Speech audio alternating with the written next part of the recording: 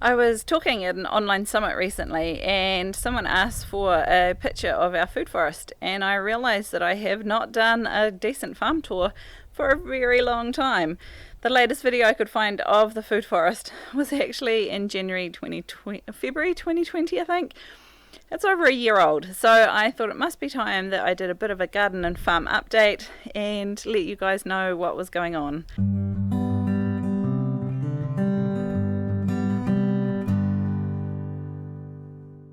G'day there, I'm Dana from Piwakaka Valley Homestead, and I'm going to show you around the farm, give you a bit of an update of what's going on. I'm not sure if you've seen our video, I think there might be a couple of them actually, mentioning about Miss Miracle, one of our baby goats. Her story is a bit of an amazing one. Her mother is a first-time mum, and she had Miracle out in the paddock, and so my kids gathered them up, brought them back home. And usually our mother goats hang around home for at least a couple of days. The babies tend to stay at home for about a week. The mums will go nearby but not too far for a feed and come back.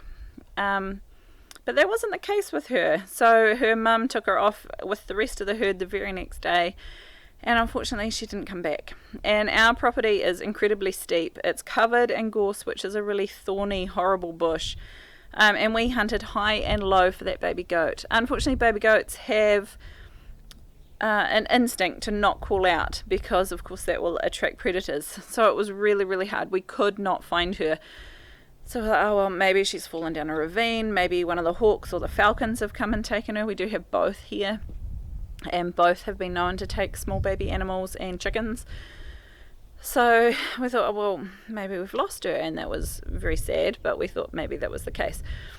And then the very next day, the mum didn't come home. We're like, oh my goodness, what's gone on? Has she got an infection from the birth? Has she developed mastitis from the lack of baby? So again, we hunted high and low and couldn't find them anywhere. And so I, for one, was really disappointed in both ourselves and in the whole situation, and was really sad. And then 2 days later, guess who should come home but Miss Miracle and her mother, and they're both perfectly fine. So they came home, and so they've been part of the herd again and doing what they need to do with, normal goaty things. And then, so that was probably maybe 4 or 5 months ago. And then more recently, Miracle didn't come home, and same thing, we hunted for her. She wouldn't call out because she still is in that baby goat mindset where they don't call out in case the predators come, and we couldn't find her anywhere. So when we get down to them, I'll tell you what happened. So a little bit of an update on the garden. If you want a proper update, I'll link the video up the top for our final Shed Wars competition one. I have literally just done a walk around of the garden. So if you want to have a good check out of the garden, have a check of that video up there. These are my seedlings, mostly that I grew from, they're going to be trees and things. So some of them are from trees and haven't sprouted yet. A lot of these ones will take a good couple of months to even start coming up if they do it all. These ones here are peach seedlings that I put in about this time last year actually, and I plan on doing a video on how to grow peaches from seed, so I'll get onto that hopefully this week. So these trees are doing alright, so is all the chickweed, it's all growing in here.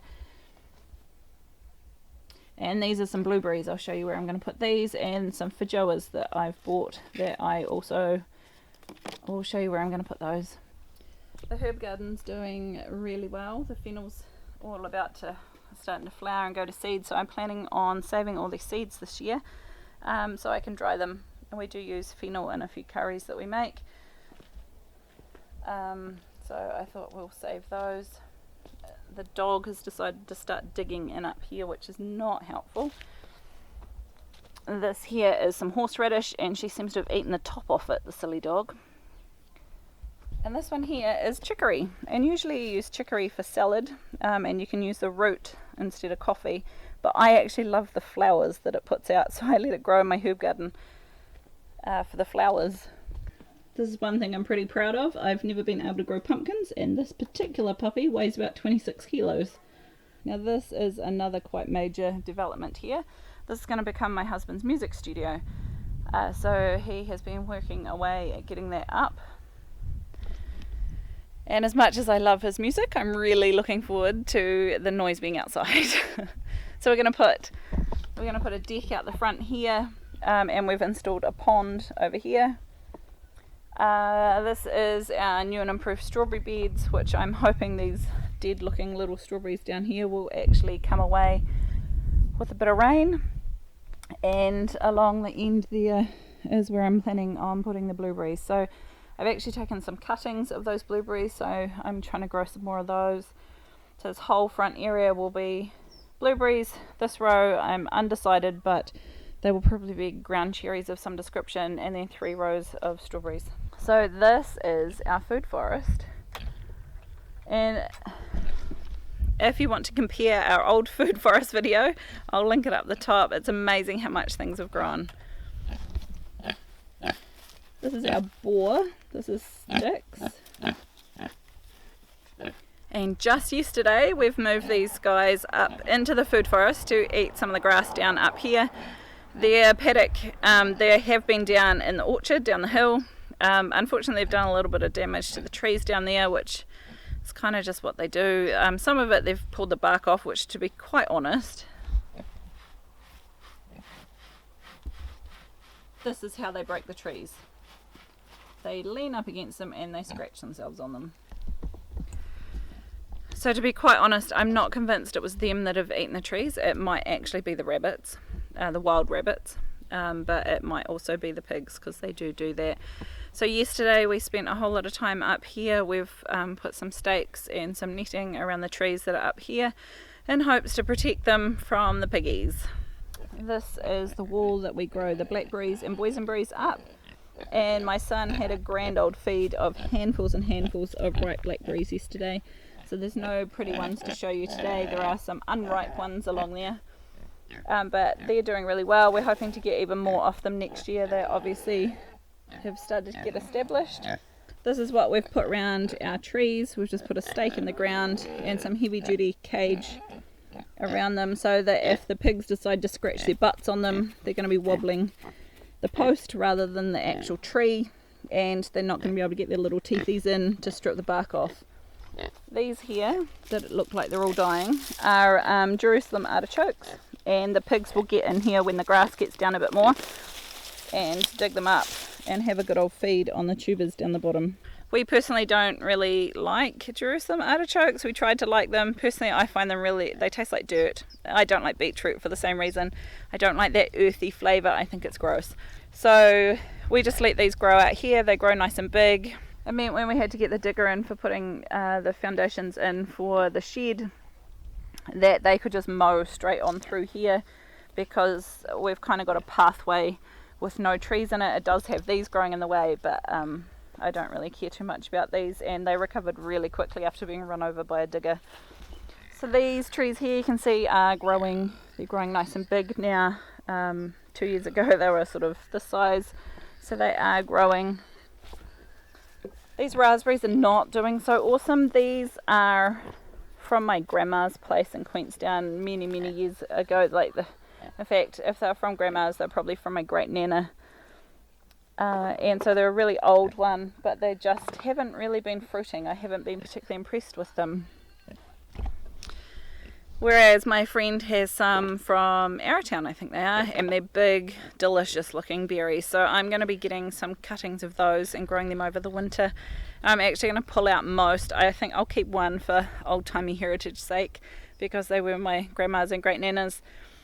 But for the most part, I'm going to replace them with some that fruit a lot more heavily.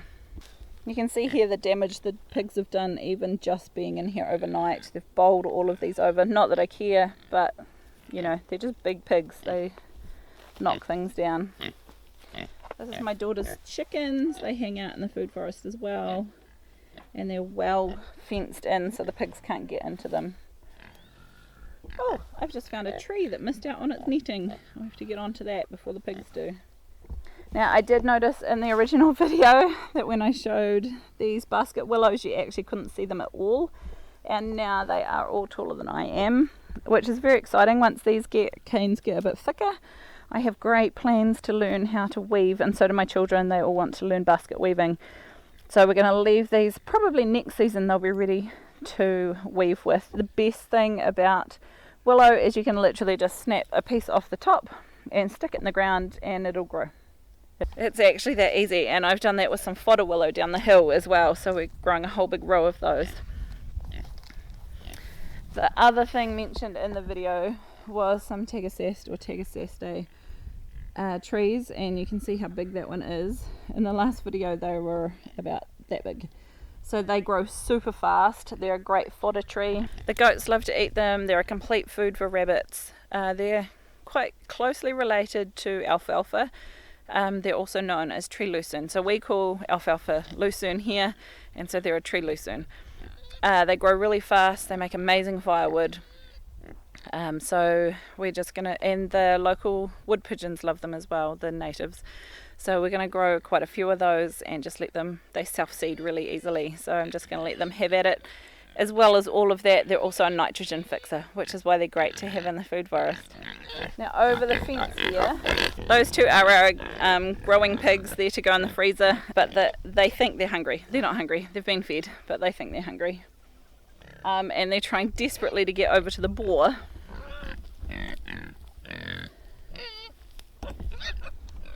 And the boar's trying to get to them. Unfortunately, the boar is their brother, so we don't want them in with the boar, and also we're hoping to process them in the next month or so, so really don't want them in with the boar.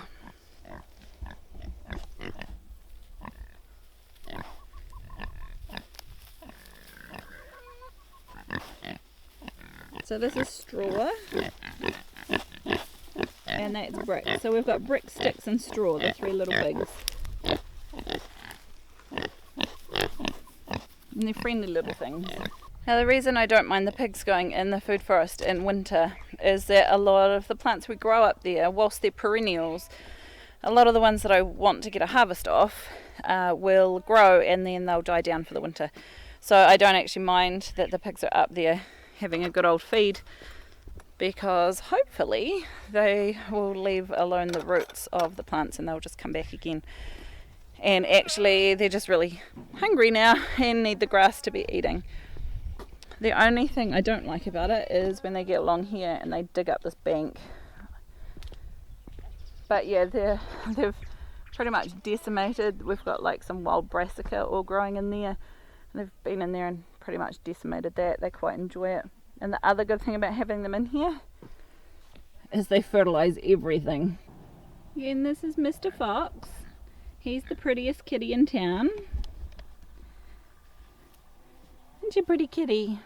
He spends most of his life keeping his white fur pristine, and very little of his life catching the mice that he was actually employed to kill.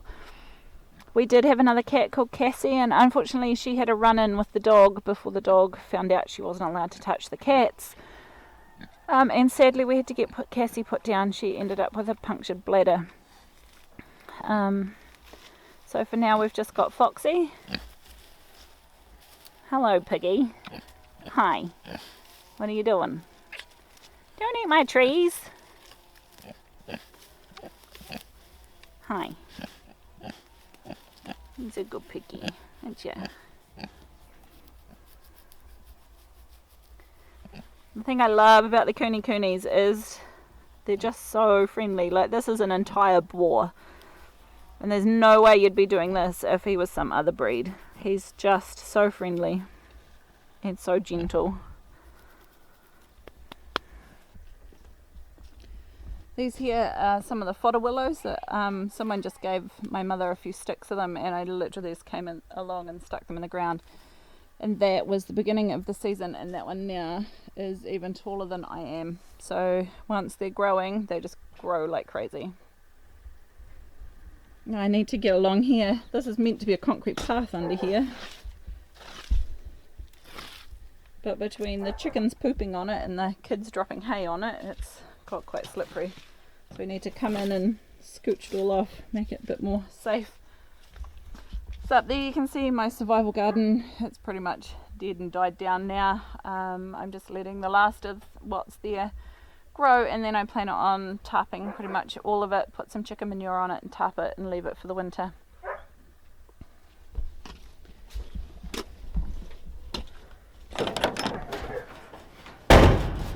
This is our brooding shed, and usually we have chicks in here, but the ones we had have graduated up to the next lot, and I don't want any more. Chicks use a lot of electricity while they're little, and I don't want to be running the heat lamps all winter. So we're pretty much done with baby chicks for now, so that we don't have to keep heating the space, and then we'll get some more in the springtime. In here you can also see this is our new meat bunnies cages. I'm hoping these girls up here are pregnant. This is one of our bucks down here, Roger, being cute. So these girls should be due to have their babies next weekend, I think. I need to check on the calendar, but I'm pretty sure it's next weekend, maybe early next week. These are our Orpingtons.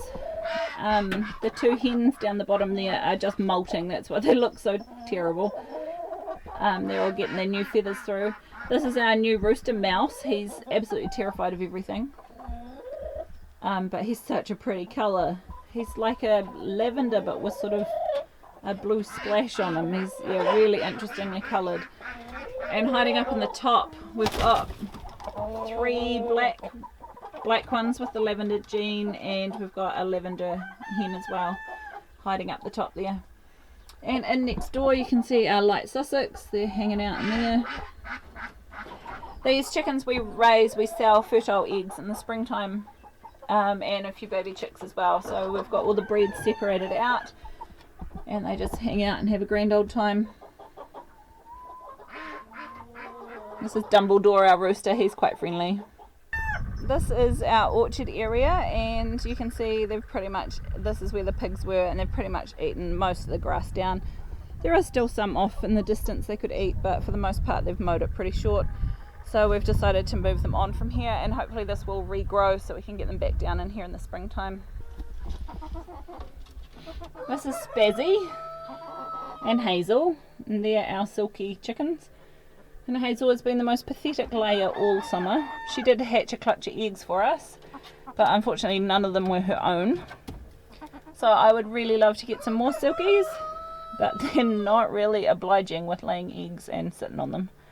And these are our ducks that live down in the orchard as well. I mean, as you can see, there's quite a bit of grass still in there for the pigs, but we decided, as I say, we'll move them on now before they make too much of a mess. Yeah, so these are some of our ducks. They're silver appleyards.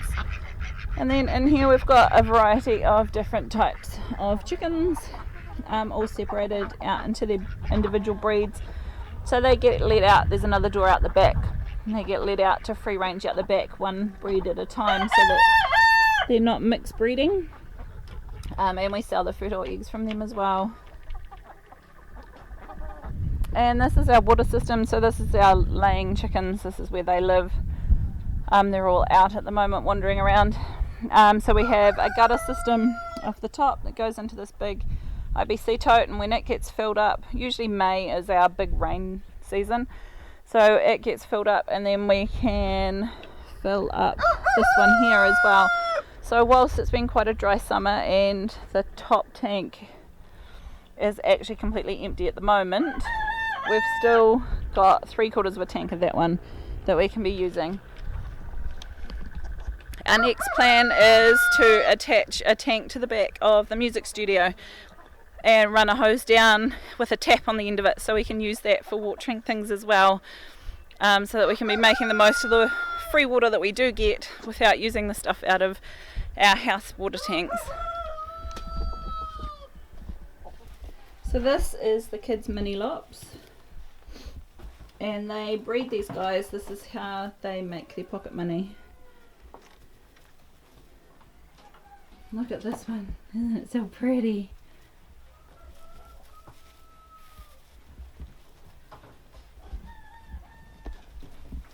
And as you can see, these guys are really friendly. They get handled a lot. They love coming up for pets and cuddles. I need to get out of here before the bunnies escape out the door. No, no, no, no, no, no, no. You gotta stand there. These little blue-eyed whites are so much prettier than the red-eyed white New Zealand whites that we use as meat bunnies.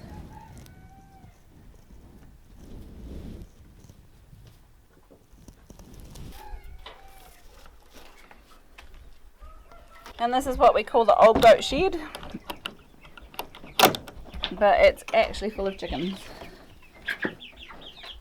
So in here we've got about 100 chickens. They've also got a run out the back. We've got a mixture of hybrid laying chickens that we will sell in the springtime as pointer lay.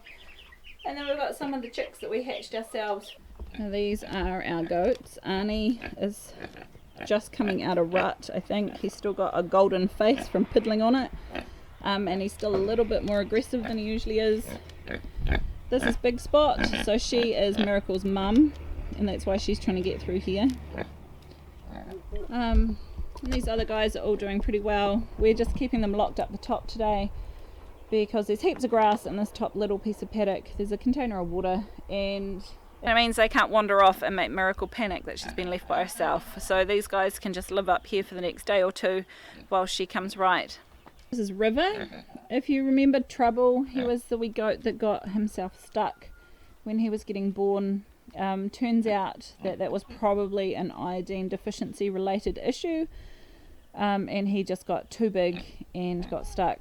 So that's his mother, and she is definitely pregnant again. She's got a big round belly on her.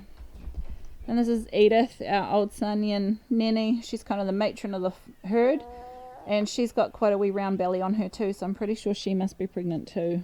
So Big Spot and Little Spot, who's over there having a drink at the moment. Last year we got Arnie first, and he went in with all the girls and they all got pregnant, and then later on we got Big Spot and Little Spot. So those girls have got the younger babies that we've got now. One Spot and Miracle are their babies.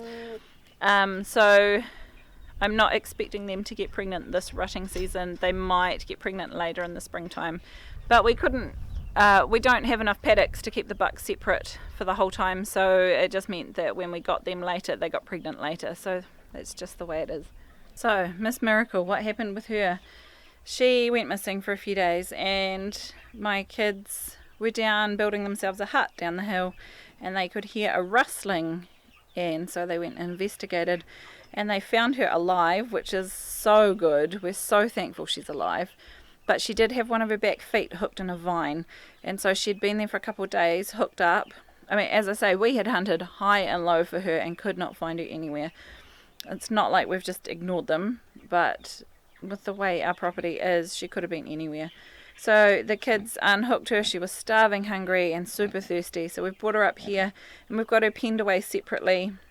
Just her legs still, it's not broken, but obviously it's quite tender, so she's limping around. She is standing on it, she is putting some weight through it, but we just want to keep her nice and quiet and well fed while she comes right. At least her belly's feeling nice and full now. When she first came up, all of this was so hollow, her tummies were so empty. And you can see this is where she was lying in the mud for the night, so once she's feeling a bit better, we'll give her a good clean off. But you can see she is putting weight through both of those back legs, which is very encouraging. And she's got a whole lot of hay and some water. She's peeing, which is one thing we were worried about.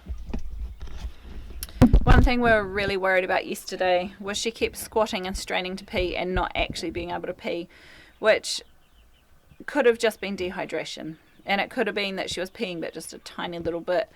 But my concern was with her having her back leg pinched, that maybe she had pinched a nerve somewhere else. So we decided to just sort of watch and wait and see what happens. But later on in the day, after she had a big drink, she did start peeing properly. Obviously, if she hadn't, we would have taken her to the vet. But she seems to be doing really well. I'm not worried about her. I have assessed her quite carefully. I am a nurse myself. I know I'm not a vet, but I know what a broken bone feels like, and I'm quite happy with her progress. If she goes downhill at all, obviously we will get her some help, but she is definitely making progress. She's definitely putting weight through that leg now. She's eating, she's drinking. She's even calling out for her mum, which she'll do. We did have her mother in here with her last night, and when we got down this morning, her mum had jumped the fence to get in with the rest of the herd. What's up? She put hay all in her water. That's real helpful. She's such a pretty colour. So she is 3/4 Boer and 1/4 Nubian. We'll just leave her alone because I think we're stressing her out a little bit. When we were growing up, we had a baby lamb, and she was born in a snowstorm, and so we brought her inside and we warmed her up and we called her Lucky, and we warmed her up and we put her back out with her mother. And then the very next day we found her in an icy cold water bath. You know, the water troughs that the sheep have, we had baths and they were just dug into the ground, and she decided to jump in there. So once again we brought her inside and we warmed her up and got her well and got her back outside. And so she was known as Lucky, and she was always super friendly despite being raised by her mother. And then when she was a young sheep, not fully grown but a young sheep, she disappeared for a day. My dad hunted high and low for her, and then the next day we hunted high and low again. And it wasn't for a couple of days that finally we found her, and she'd got herself tangled up in a gorse bush and was unable to move. So she'd lost, like what Miracle has done, lost a bit of weight, and was super thirsty. And so once again, Lucky lived up to her name. And so there were multiple things when she was little that these sort of things happened.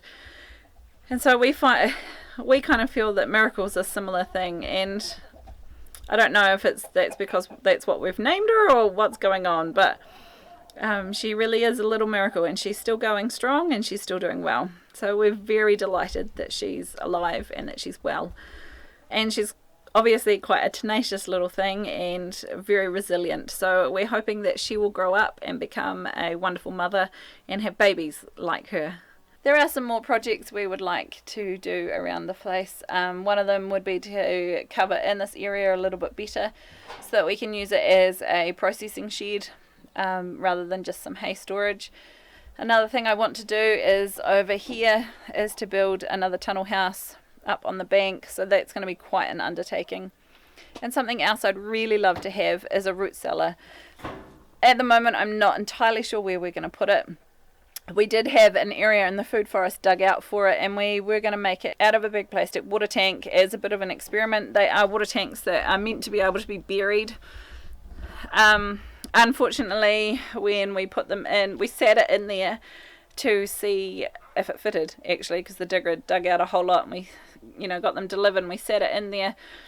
And that next weekend we were going to put a retaining wall in behind it to make sure nothing fell on top. And then we had a massive rain event, and we actually had 2 tanks that we'd had installed like that, and both of them got washed out, got completely crushed by landslide. It's the downside to living sort of on a hill, I suppose. So both those tanks actually pretty much got ruined. So we need to rethink what we're going to do about a root cellar. So if you've got any ideas that we could use for a root cellar, preferably cheaper than doing it in concrete block, although it might just be that we have to save up and do it properly. Yeah, if you've got any ideas, leave them down in the comments below. I've been exploring and watching lots of videos on different ways of building root cellars, and we are lucky enough to have the bank that we can put something into. It's just how to do it that's not going to cost us too much money, but also balancing out the amount of work that it's actually going to take to put in. Given we do have 4 children, my husband works full time, we homeschool, and I'm trying to run a business on the side. So life's pretty busy. Just trying to work out a way that we can sort of balance between those two. I hope you found this farm tour useful, interesting, whatever. Hit the like button if you have, and maybe consider subscribing to our channel if you haven't already.